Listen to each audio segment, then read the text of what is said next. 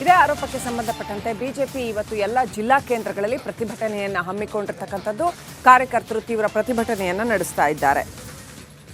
ಪಾಕ್ ಪರ ಘೋಷಣೆ ಕೂಗಿದ್ದಾನೆ ಎನ್ನಲಾದ ಅವನ ಬಂಧನಕ್ಕೆ ಆಗ್ರಹ ವ್ಯಕ್ತವಾಗಿದೆ. ನಾಸಿರ್ ಹುಸೇನ್ ವಿರುದ್ಧವೂ ಕೂಡ ಕ್ರಮಕ್ಕೆ ಬಿಜೆಪಿ ಆಗ್ರಹ ವ್ಯಕ್ತಪಡಿಸ್ತಾ ಇದೆ.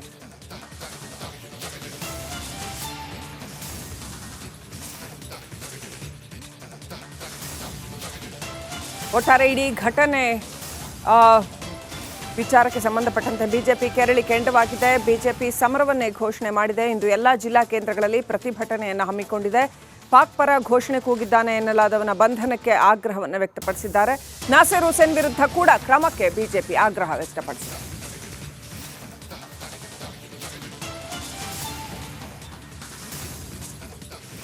ಇನ್ನಷ್ಟು ಅಪ್ಡೇಟ್ ಪಡ್ಕೊಳ್ಳೋಣ. ನಮ್ಮ ಪ್ರತಿನಿಧಿ ಸುರೇಶ್ ನೇರ ಸಂಪರ್ಕದಲ್ಲಿದ್ದಾರೆ. ಸುರೇಶ್, ನಿನ್ನೆ ರಾತ್ರಿಯಿಂದನೂ ಕೂಡ ತೀವ್ರ ಸಂಚಲನವನ್ನ ಶಕ್ತಿ ಕೇಂದ್ರದಲ್ಲಿ ಕೆರಳಿಸಿರ್ತಕ್ಕಂಥ ಒಂದು ಘಟನೆ ಇದು.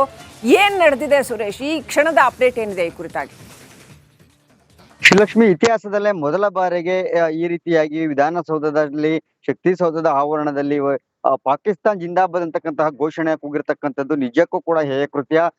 ಇಲ್ಲಿ ನೋಡಿ, ಇವರು ಪ್ರಮುಖವಾಗಿ ಇಲ್ಲಿ ಏನು ನಾಸಿರ್ ಹುಸೇನ್ ಏನಿದ್ರು ವಿಜೇತ ಅಭ್ಯರ್ಥಿ, ಇವರ ಬೆಂಬಲಿಗರು ಬಂದಿರತಕ್ಕಂಥವ್ರು. ಬಂದ ಸಂದರ್ಭದಲ್ಲಿ ಜಿಂದಾಬಾದ್ ಜಿಂದಾಬಾದ್, ನಾಸಿರ್ ಹುಸೇನ್ ಜಿಂದಾಬಾದ್, ನಾವು ಜಿಂದಾಬಾದ್ ಜಿಂದಾಬಾದ್, ಪಾಕಿಸ್ತಾನ್ ಜಿಂದಾಬಾದ್ ಅಂತಕ್ಕಂತಹ ಒಂದು ಘೋಷವಾಕ್ಯವನ್ನ ಕೂಗ್ತಕ್ಕಂಥದ್ದು ಇದು ಹಲವಾರು ಕ್ಯಾಮ್ರಾಗಳಲ್ಲಿ ಸರಿಯಾಗತ್ತೆ. ಅದಾದ ನಂತರ ತಡರಾತ್ರಿ ಸಾಕಷ್ಟು ಇದರ ಕಿಚ್ಚು ಎಲ್ಲಾ ಕಡೆನೂ ಹಬ್ಬುತ್ತೆ. ಇವತ್ತು ಇಡೀ ರಾಜ್ಯಕ್ಕೂ ಕೂಡ ಈ ಕಿಚ್ಚು ಹಬ್ಬಿರ್ತಕ್ಕಂಥದ್ದು. ಇದು ಕೇವಲ ಕರ್ನಾಟಕ ರಾಜ್ಯ ಅಷ್ಟೇ ಮಾತ್ರ ಅಲ್ಲ, ಇಡೀ ದೇಶಾದ್ಯಂತ ಕೂಡ ಇದಕ್ಕೆ ಖಂಡನೆ ವ್ಯಕ್ತ ಆಗಿರ್ತಕ್ಕಂಥದ್ದು. ಈಗಾಗಲೇ ಬಿಜೆಪಿ ನಾಯಕರು ಕೂಡ ಈ ವಿಚಾರವನ್ನ ಬಹಳ ಸೀರಿಯಸ್ ಆಗಿ ತೆಗೆದುಕೊಂಡಿದ್ದು, ಇಂತಹ ಒಂದು ಅಂದ್ರೆ ಏನೋ ಒಂದು ಈ ರಾಜ್ಯದಲ್ಲಿ ಈ ರೀತಿಯ ಒಂದು ಘೋಷಣೆಗಳು ಕೂಗುವಂಥದ್ದು ಇದು ಸಮಾಜಕ್ಕೆ ಮಾರಕ. ಮತ್ತೆ ಒಂದು ಐಕ್ಯತಾ ರಾಷ್ಟ್ರದಲ್ಲಿ ಇಂತಹ ಒಂದು ಹೇಳಿಕೆಗಳು, ಇಂತಹ ಘೋಷಣೆಗಳು ಇದು ಖಂಡಿತವಾಗ್ಲೂ ಕೂಡ ಇದು ಸಮಾಜಕ್ಕೆ ಮಾರಕ. ಈ ನಿಟ್ಟಿನಲ್ಲಿ ಇದನ್ನ ಖಂಡಿಸಬೇಕು. ಜೊತೆಗೆ ನಾಸಿರ್ ಹುಸೇನ್ ಅವರನ್ನೇ ತಮ್ಮ ಬೆಂಬಲಿಗರನ್ನ ಕರೆತಂದು ಅವರೇ ಈ ಘೋಷಣೆಯನ್ನ ಕೂಗಿಸಿದ್ದಾರೆ ಅಂತಕ್ಕಂತಹ ಒಂದು ಗಂಭೀರವಾದಂತಹ ಆರೋಪವನ್ನ ವಿರೋಧ ಪಕ್ಷ ನಾಯಕರಾದ ಆರ್ ಅಶೋಕ್ ಮಾಡಿರ್ತಕ್ಕಂಥದ್ದು.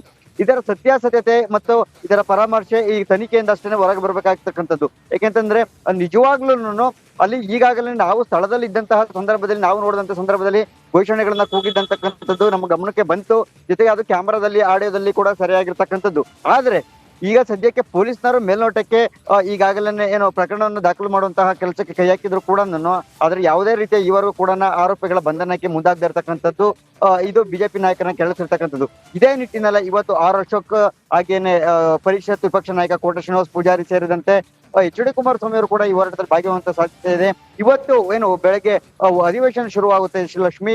ಅಧಿವೇಶನದಲ್ಲಿ ಇದೇ ವಿಚಾರವನ್ನ ಇಟ್ಕೊಂಡು ಬಹಳ ಗಂಭೀರವಾಗಿ ಪ್ರಶ್ನೆಯನ್ನ ಎತ್ತಿ ಸರ್ಕಾರದ ವಿರುದ್ಧ ಘೋಷಣೆಗಳನ್ನ ಕೂಗುವಂತಹ ಸಾಧ್ಯತೆಗಳಿದೆ. ಇದರ ಜೊತೆಗೆ ಸದನದ ಬಾವಿಗಿಳಿದು ಹೋರಾಟವನ್ನು ನಡೆಸಿ ರಾಜಭವನ್ ಚಲೋ ಕೂಡ ಬಿಜೆಪಿ ನಾಯಕರು ಪ್ಲಾನ್ ಅನ್ನ ಮಾಡ್ಕೊಂಡಿರ್ತಕ್ಕಂಥದ್ದು. ಬಹುತೇಕ ಅಂದ್ರೆ 11:30, 12 ಗಂಟೆ ಸುಮಾರಿಗೆ ಪ್ರತಿಭಟನೆ ಕಾವು ಜೋರಾಗುವಂತಹ ಸಾಧ್ಯತೆಗಳು ಬಹಳ ದಟ್ಟವಾಗಿರ್ತಕ್ಕಂಥದ್ದು. ಜೊತೆಗೆ ಏನು